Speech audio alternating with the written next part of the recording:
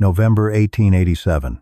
A bitter cold settled over Dry Lantern Crossing. Beatrice Harrow stood rigid at the freight depot counter, delivering a brief request to Peregrine Shaw, 2 men, a wagon, and a team of draft horses, for 3 days. Her husband, Ansel, had recently been killed by a falling cottonwood at the corral.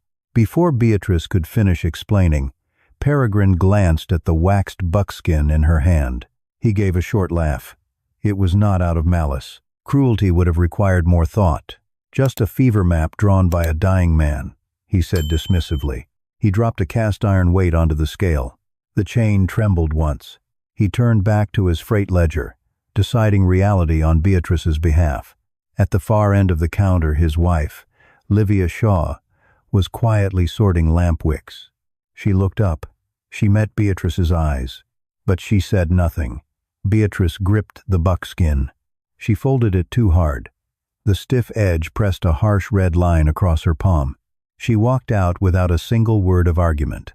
The wagon had been refused.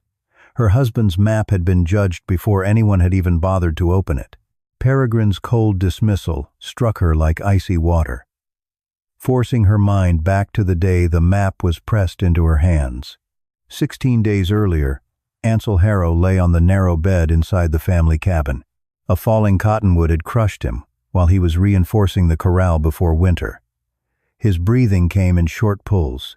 Dark bruises spread across his chest and stomach. There was no long farewell. Outside the curtain, 11-year-old Jonah sharpened a worn wooden peg because it was the only thing his hands could still fix. 7-year-old Elsie slept beside the stove, wrapped inside her father's heavy coat. Ansel placed 3 things into Beatrice's hands: a map wrapped in waxed buckskin, a worn brass plate with one beveled edge, and a single instruction: reach the west face before the first white wind. Take both children. She asked what waited there. Ansel tried to answer. What I should have shown you. His scarred thumb rested on the brass plate for one quiet moment before his hand slipped away. After burying him, Beatrice waited 2 days. The funeral had to be finished. The corral needed repair. A sick hen had to be killed. And she still could not decide whether to trust a map that explained nothing. Ansel's coat remained hanging beside the door. Each meal, she cut the corn cakes into 4 pieces before remembering only 3 hands would reach for them. That same hollow ache still gripped her chest. The wind howling outside the depot pulled her sharply back to the present. Beatrice left the store without looking back. Dry Lantern Crossing was little more than a freight depot, a smithy, a schoolhouse that became a church on Sundays, a livery shed, and a scattering of homes spread across the open ground. Near the watering trough, an aging cattleman named Orrin Bell watched the valley instead of the people. The cattle stood with their backs turned toward the northwest. Magpies flew low. Frost clung beneath the sage instead of above it. Smoke from the smithy drifted flat across the street. The white wind will be here before week's end, he told Reverend Alcott Fenn. Alcott tapped the almanac tucked beneath his arm. The storm, he answered, would pass north. Peregrine heard them both. He kept writing freight schedules. Beatrice said nothing. She noticed a thin snow banner stretching from the western ridge. Wind whistled sharply through the gap between the smithy and the livery shed. Even the bridle leather hanging outside had stiffened hours earlier than usual. Nature had not begun its judgment. It had only laid the evidence where everyone could see it. Some chose to read it, most did not. Beatrice crossed the muddy street to the smithy. The blacksmith, Marlowe Creed, was drawing a wagon tire from the forge when she asked for 3 feet of strap iron, 2 hinge pins, and an old pry bar. She offered no story, only payment. She would mend harness through the winter. She would wash clothes until spring. Marlowe rested his hammer on the anvil before answering. He had helped carry Ansel's coffin. His voice held no laughter. Iron is short, he said quietly. Flour will matter more than steel before long. He advised her to sell the claim, take Jonah and Elsie, and return to her sister in Missouri while she still could. Jonah heard every word from the doorway. He had always answered Marlowe with, "Yes, sir." This time, when Marlowe wished them a safe trip home, Jonah answered with nothing more than a single nod. Marlowe noticed. He did not change his mind. At the end of the plank walk, footsteps hurried behind them. Livia caught Jonah's hand and slipped a small pouch into it. For a fire that has to start the first time. Inside lay a few pieces of char cloth. It was not a wagon. It was not iron. It was only the smallest kindness she believed she was free to give. Beatrice thanked her with a quiet nod. She understood the difference between someone who would not help and someone who believed they could not. Back inside the cabin, Beatrice spread the waxed map across the table. It marked the cabin, a dry wash, needle draw, a narrow creek, raven shelf, an off-center circle along the western face, and a strange symbol that looked like the spine of a fish. Jonah leaned closer. Some of the marks matched the way Ansel had once marked weak fence posts on the corral. Elsie pointed to something neither of them had noticed. 3 tiny handprints near the edge of the map. Then Beatrice counted everything they still owned. Less than half a barrel of flour. Enough cornmeal for perhaps 10 days. 1 thin milk cow. 2 hens. Not enough hay for the winter. A stovepipe worn nearly through at one joint. A roof corner that lifted whenever the northwest wind found it. Jonah wanted to stay and protect the cabin. Beatrice asked him one question. What will you protect after the hay is gone and the roof lifts away? He had no answer. She folded the map. There was one place left to visit before trusting the journey alone. Tavish Red Elk, a respected frontier craftsman known for solving problems with observation, reclaimed materials, and knowledge passed from one generation to the next. While gathering supplies, she noticed something Ansel had rebuilt months before. The old travois sled carried 2 smooth ash poles fastened with willow crosspieces and rawhide beneath the runners. One pole slid free with little effort. She set it aside without knowing it would become the lever that opened a stone door no one else believed existed. The earth lodge of Tavish Red Elk stood nearly 3 miles from the settlement. He was repairing a harness with a bone awl when Beatrice arrived. An old mule grazed nearby. 2 dogs slept beside a canvas-covered bookshelf. Bent pieces of discarded wagon tire leaned against the wall. Tavish recognized the map at once. He showed no surprise. Raven Shelf was used long before the freight road, he said. I cannot tell you who opened it first. The stone tells only this. He turned the brass plate over once. Many hands shaped it. His eyes moved from Beatrice to Jonah, then to Elsie. 3 hands. He nodded. The door was meant to open that way. He could not travel with them. His lodge still needed winter bracing, and an injured cousin lay inside. The storm would arrive at least 4 days before the almanac claimed. He offered only 4 instructions. Leave the wagon. Follow the lee side whenever possible. Find the white mineral line shaped like a fishbone. Open the door together. Before they left, he warned that white ice over moving water could still be hollow beneath. Then he let Bracken sniff Beatrice's glove, Ansel's rope, and the worn brass plate. Nothing more needed to be explained. That night, Beatrice stopped asking for help. She began preparing. She packed a patched buffalo robe, 1 wool blanket, a canvas sheet, a rifle with 6 cartridges, dried chokecherries, corn cakes, jerky, a sheet iron kettle, flint, steel, the char cloth from Livia, spruce pitch, rawhide thongs, a hatchet, a short mattock, spare lantern wick, a little lamp oil, 35 feet of hemp rope, the brass plate, the map, a needle kit, and clean linen. She left behind everything that carried weight without purpose. The cast iron pan stayed. Extra water stayed. The travois would have to cross talus and dry washes. Jonah carried the rope, the lantern, the food tally, and the rifle only if she asked for it. Elsie kept the brass plate inside her dress. Beatrice wrapped the driest part of the blanket around Elsie. Jonah received what remained. She kept the damp edge for herself. When Jonah tried to hide 2 numb fingers after tightening frozen rawhide, she noticed by the awkward way he held his spoon. She warmed his hands without saying why. Before dawn, she opened the gate and released the milk cow. Sometimes the only way to save something was to stop tying it to the place where it would surely die. They left before sunrise. The sky carried the color of dull lead. The wind was steady now, flowing from the northwest without hurry. At the dry wash, Beatrice removed one ash pole from the travois. She lowered the sled with the hemp rope, while Jonah wrapped a belay around an old cottonwood stump. Elsie climbed down first, carrying the brass plate and the pouch of charcloth beneath her coat. On the far bank, Jonah pulled too hard. His boots slipped across loose gravel. Beatrice never told him to be careful. She simply moved the rope lower across his hips. The body carries more than the hands. At the frozen creek, Bracken was nowhere in sight. They tested the crossing themselves. Instead of trusting the smooth white surface, Beatrice struck each step with the ash pole. One bright patch answered with a hollow sound. Jonah pointed toward the shorter crossing. She chose the longer bend where slower water rested beneath gravel banks. Elsie asked why the prettier ice was weaker. Air beneath it, Beatrice answered, moving water underneath. Tiny snow crystals drifted across the creek as they crossed. Jonah hid his numb fingers again. Elsie quietly reached over and pulled his glove farther across his wrist. But that quiet moment vanished the second they left the creek behind. The wind found its strength inside Needle Draw.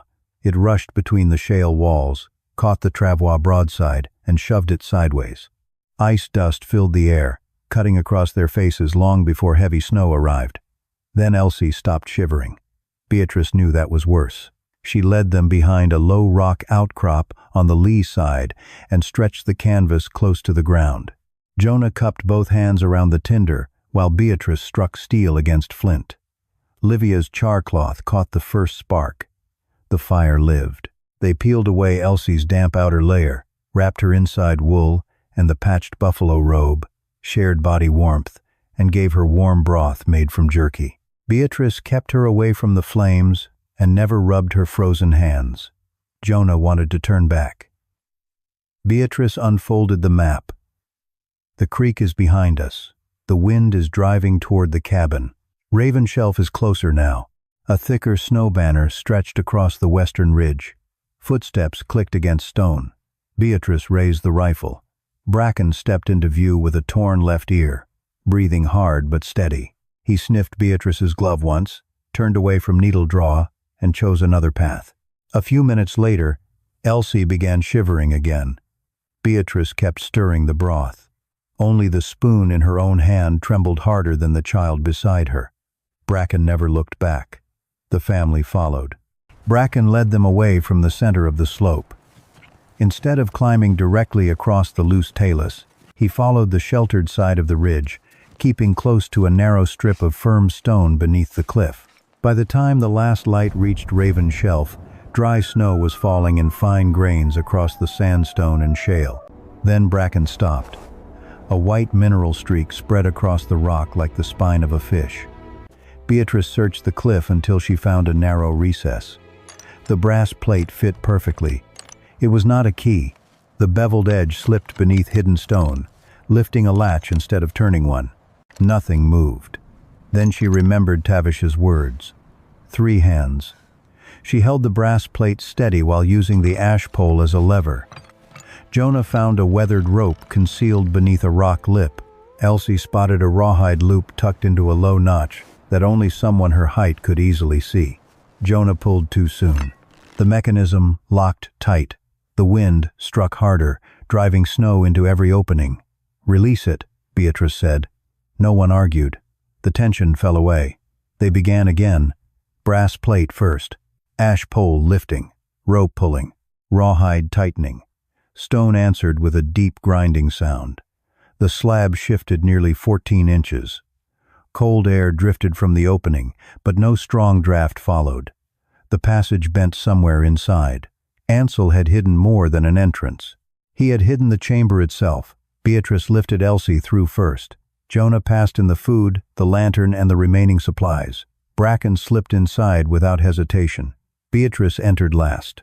She grasped the inner rope and drew the stone shut behind them. The roar of the storm vanished. Silence settled across the chamber so completely that they could hear nothing except their own breathing. Only then did Beatrice understand what Ansel had built. The door had never been meant for the strongest person. It had been built so that no one in their family could be left behind. Lantern light spread slowly across the chamber. It revealed no hidden treasure. It revealed a system. The outer room stretched about 18 feet long and 8 feet wide, with just enough height at the center for an adult to stand. The floor rested nearly 20 inches below the entrance, and the passage bent sharply before reaching the chamber, breaking the force of any wind that slipped through the door. Along one wall stood a stone bench, almost 7 feet long. Different chisel marks crossed the surrounding rock, some shallow, some deep, showing that more than one generation had shaped the place. Beatrice began her inspection. 2 cedar-lined grain bins, bags of dried beans hanging clear of the floor. A crock of salted venison sealed beneath tallow, dried plums and choke cherries, hardtack wrapped in waxed cloth, root vegetables buried in dry sand, blankets protected inside rawhide, candles, lamp oil, spruce pitch, rawhide strips, a needle kit, willow bark, mint, and clean linen. Not everything had survived untouched. One grain sack showed fresh mouse damage. A blanket carried the smell of dampness. Less lamp oil remained than she had hoped. A clay joint beside the stone bench had cracked. On a narrow shelf rested a folded note. Only one sentence filled the page. Warm the child slowly. Firebox after the vent is checked. Beatrice folded it again. There would be time for answers later. Elsie was laid onto dry bedding while Jonah searched farther inside.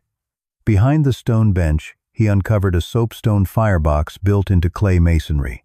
Beside the flue, a single unfinished mark had been carved into the stone. Ansel had left them shelter. He had not left them a place that could survive without judgment. Beatrice examined the heating system before lighting another fire. A small soapstone firebox fed a warming flue that ran beneath the 7-foot stone bench. Smoke climbed through a natural fissure in the cliff. A low air inlet opened near the entrance, and a clay plug could be removed to clean the passage. While searching nearby, Jonah found one unfinished page. Northwest pressure may stall the second turn. Remove shale. The sentence ended there. Beatrice twisted dry grass into a small torch and preheated the flue before building a careful fire. At first, the smoke climbed cleanly. Then a powerful gust struck the bluff. Bracken sprang to his feet and backed away from the hearth. Smoke rolled into the chamber. Beatrice buried the fire beneath sand, opened the low air inlet, and moved Elsie deeper into the passage.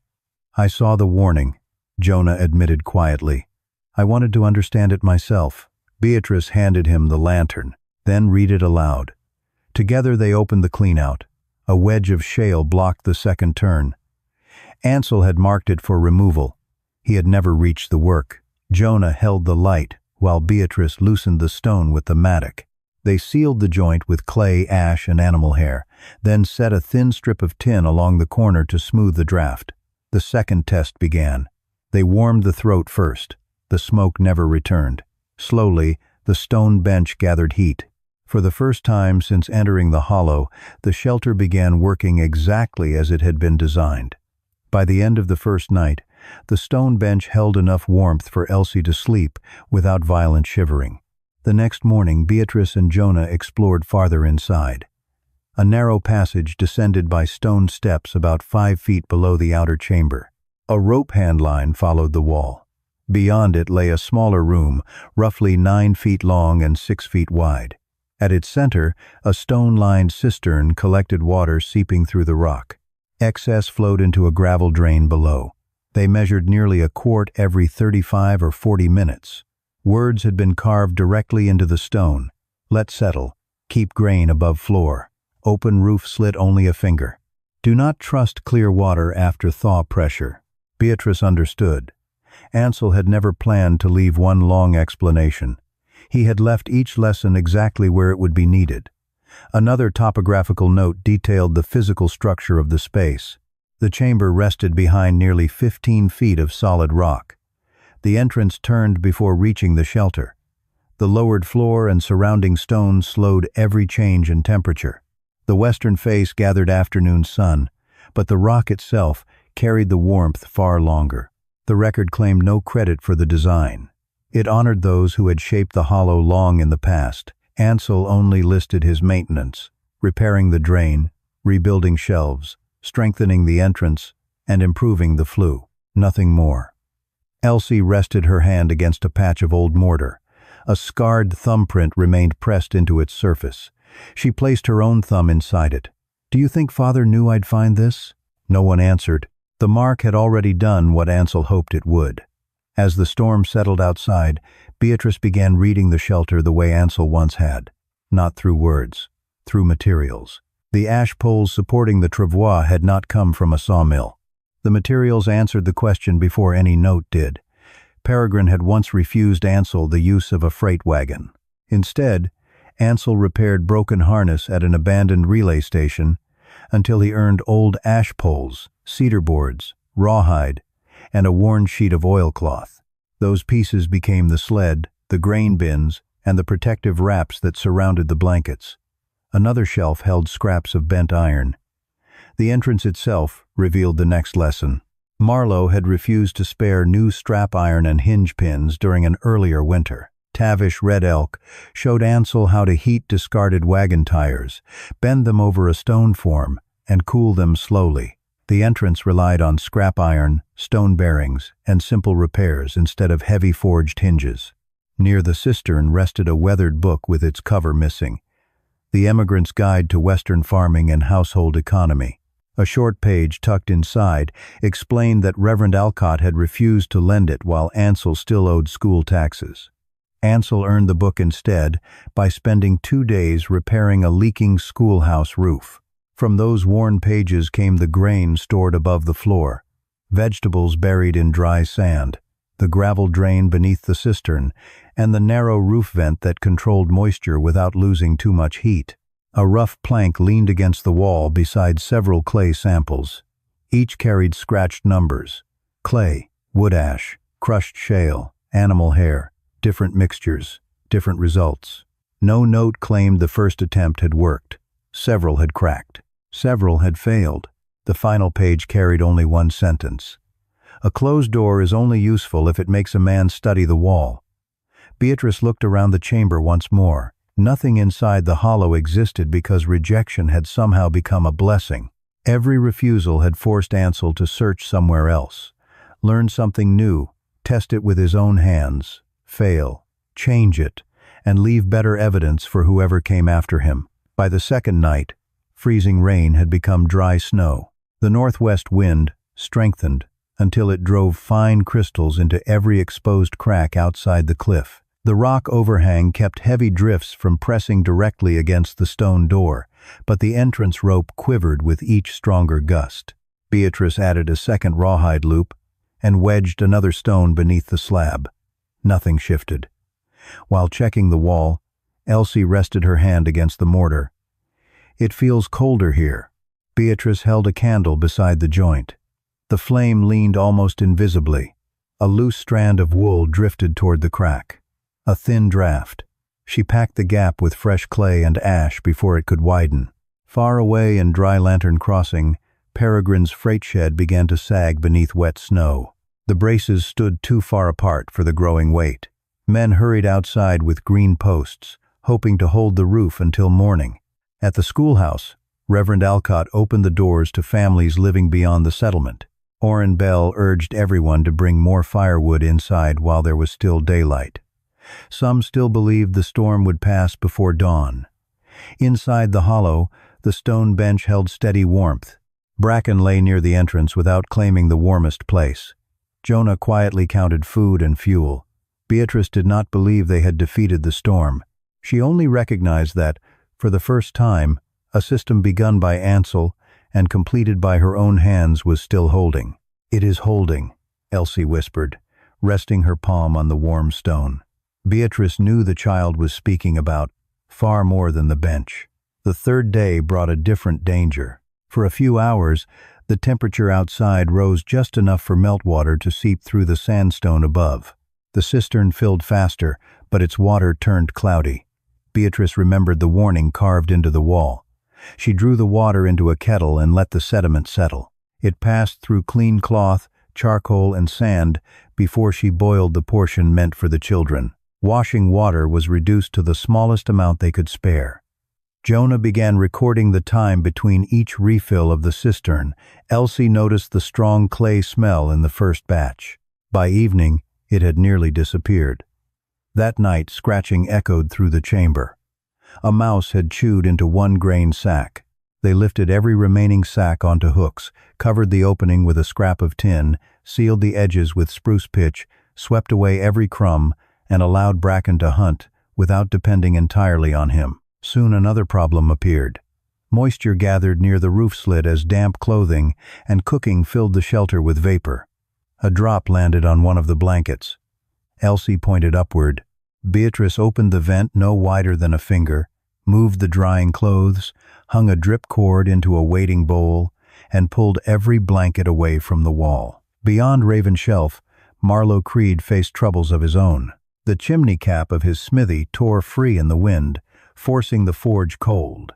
With no better choice, he rebuilt a temporary hearth from fieldstone, clay, and a short length of stovepipe, the same kind of practical materials he had once dismissed as the answer of people who had no other options. Jonah looked toward the cloudy water. Father prepared everything. Beatrice shook her head gently. He prepared enough for us to keep thinking. On the sixth day, when the shelter no longer demanded every waking moment, Beatrice opened the packet hidden inside the inner chamber. This was not another technical note. It was Ansel's letter. He wrote that he had found the hollow 4 years earlier, and spent the last 3 restoring it whenever work, weather, and money allowed. He had always intended to show Beatrice once everything was finished. Each unfinished part delayed that promise. Each failure made him ashamed to speak. He believed carrying every worry alone was how a husband protected his family. Only near the end did he understand that silence had stolen from Beatrice the very time she needed to prepare. The letter claimed no perfection. The second turn of the flue still required attention. The western wall joint needed regular inspection. Water had to be watched whenever pressure changed after a thaw. The entrance loop deserved a second tie. The final lines stood alone. I left you a map because I ran out of time.